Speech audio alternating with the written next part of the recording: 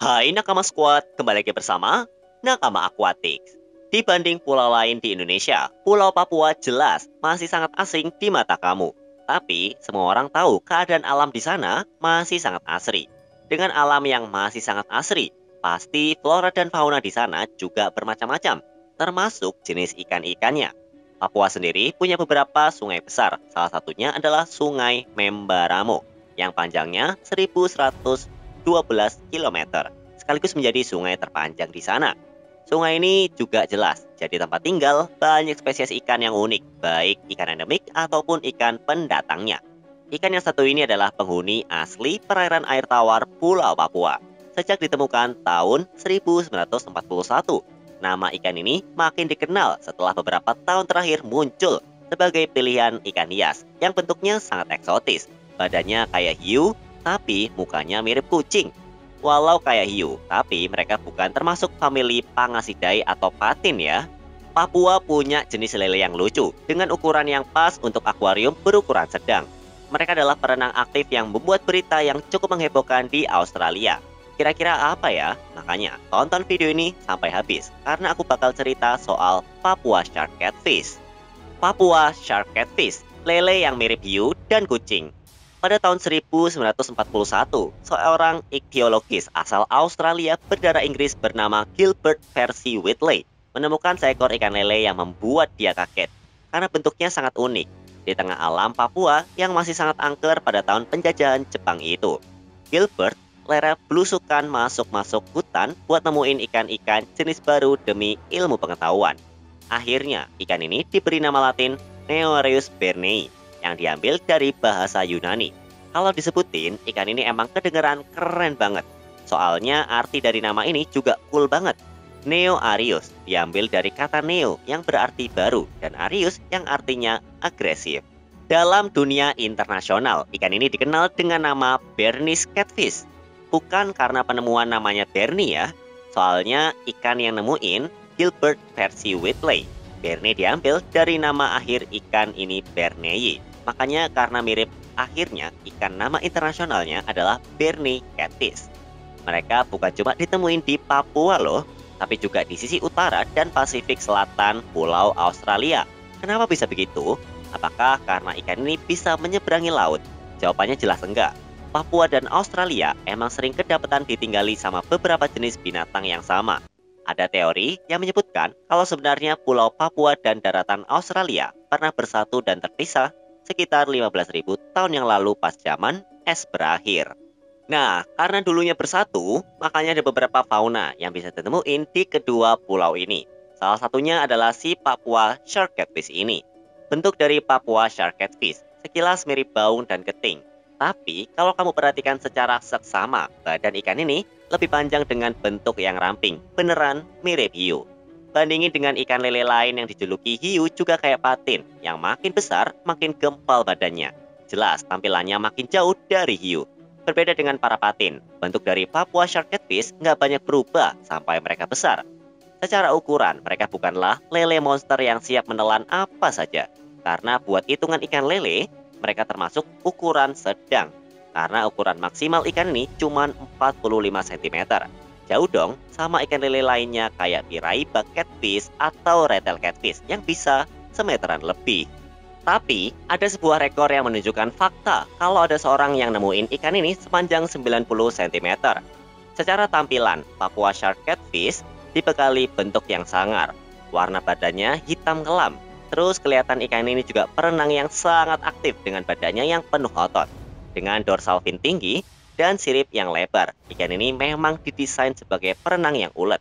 Apalagi bentuk badannya juga ramping. Menangkap ikan ini pakai alat selain jaring besar dan pancingan pasti jadi kegiatan yang bikin capek banget. Karena gerakannya yang gesit dan satset-satset. Selain itu, ternyata Papua Shark Catfish bukanlah ikan yang punya hubungan dekat dengan ikan lele-lele sungai.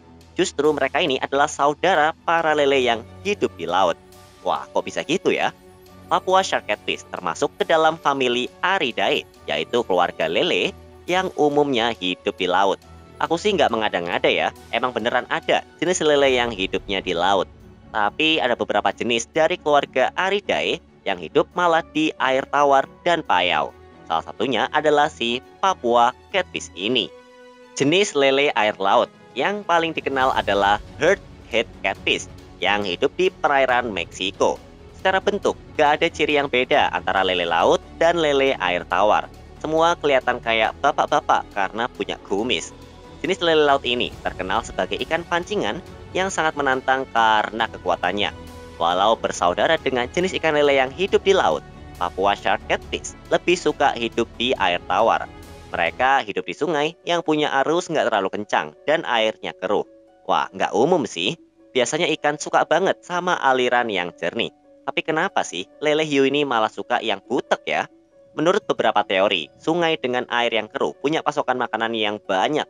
Kebetulan ikan lele adalah ikan yang paling doyan makan.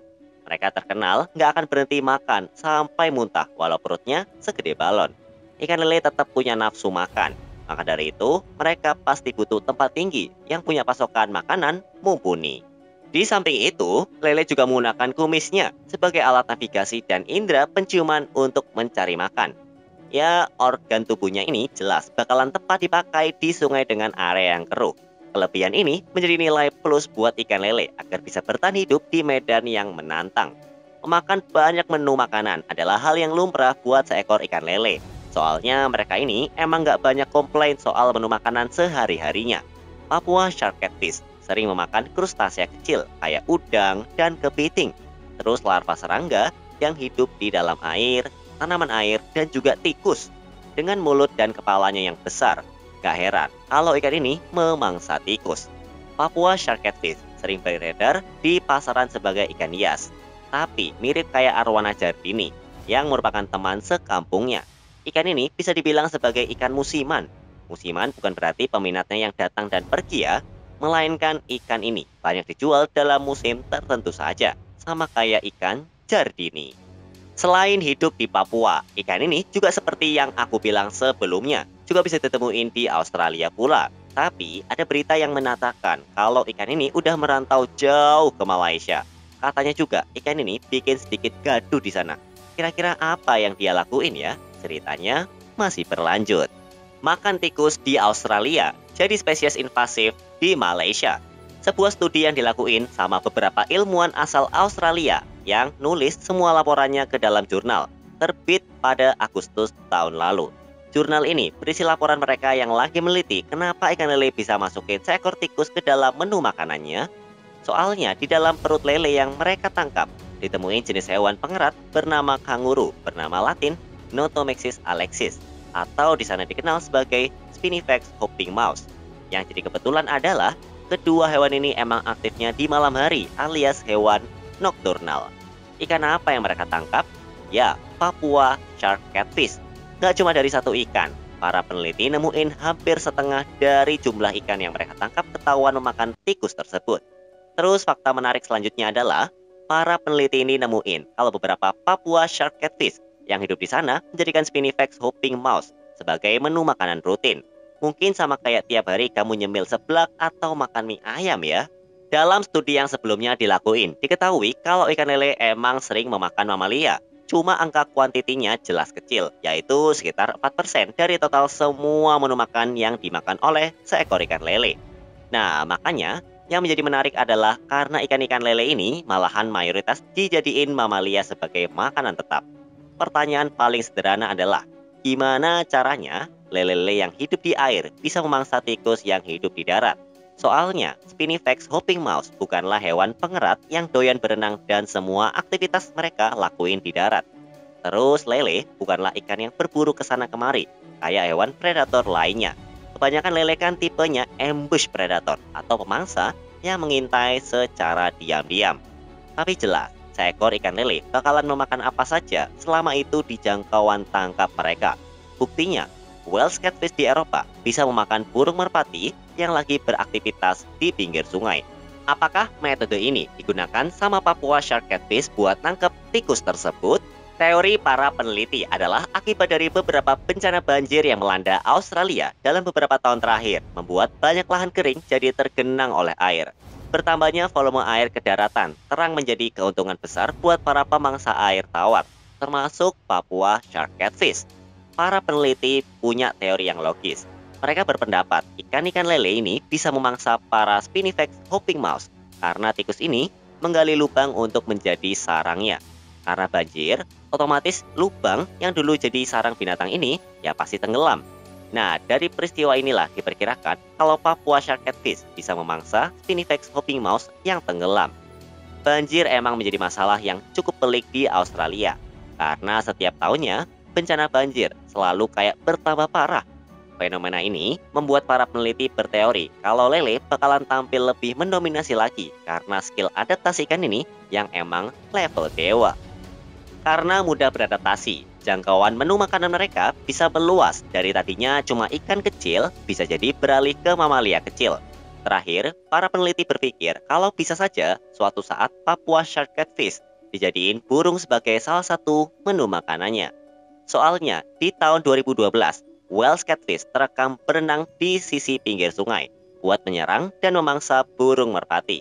Kasus ini menjadi acuan para peneliti di Australia untuk mendalami kemungkinan jika ikan lele di sana juga melakukan strategi dan metode yang sama dengan raksasa asal Eropa tersebut. Beralih ke Malaysia, ternyata si Neoarius bernei udah eksis sebagai salah satu ikan penghuni Sungai Pahang. Di Malaysia, Dinas Perikanan sana ternyata nggak punya kuasa kepada mereka yang membuang ikan peliharaannya sembarang ke sungai lokal. Pernyataan ini disampaikan oleh salah satu pejabat di Dinas Pertanian, Industri Asas Tani dan Bioteknologi Pahang yang bernama Datuk Seri Insinyur Mod Sofi Abdul Rozak. Beliau menyampaikan sulitnya menindak tegas para pelanggar karena ya nggak ada asas hukum berupa undang-undang yang bisa memberi ganjar buat pelanggar. Nah, untuk itu, beliau menganjurkan kepada pemerintah setempat supaya cepat membuat suatu aksi agar peristiwa bertambahnya spesies asing di Sungai Pahang bisa berkurang. Pahang menjadi daerah dengan keberadaan spesies ikan asing yang mungkin terbanyak di Malaysia. Sungai di sana udah dihuni oleh beberapa jenis ikan pendatang yang kayak ikan patin siam atau Pangasiodon hippophthalmus. Ada juga ikan bandaraya, yaitu Hippostomus plecostomus, dan Cerax spesies atau lobster air tawar, sampai ikan peacock bass pun ada. Di Pahang sana, keberadaan peacock bass udah dianggap biasa, soalnya banyak banget orang sana yang upload video mancing tibas ke YouTube. Selain beberapa jenis di atas, ternyata Pahang juga udah dihuni sama 2 jenis lele yang datang dari negara tetangga, Malaysia. Baung ekor merah atau Asian Red-tailed Catfish juga udah jadi ikan umum di sana. Walau ikan ini berasal dari Thailand, entah apa yang membuat mereka bisa lepas dan hidup sentosa di Pahang. Menurut berita yang disebar oleh hametro.com.my, salah satu lagi lele yang meneror perairan di sana adalah Neoarius bernei atau Papua Shark Catfish. Mungkin salah satu faktor kenapa Papua Shark Catfish bisa berkembang biak di sana, ya karena ada yang lepas. Secara Malaysia dan Papua kan jaraknya jauh banget ya. Eksistensi banyak ikan pemangsa ini terang bikin nelayan setempat ketar-ketir. Takut hasil tangkapannya terus-terusan dibegal sama ikan-ikan ganas yang statusnya pendatang ini.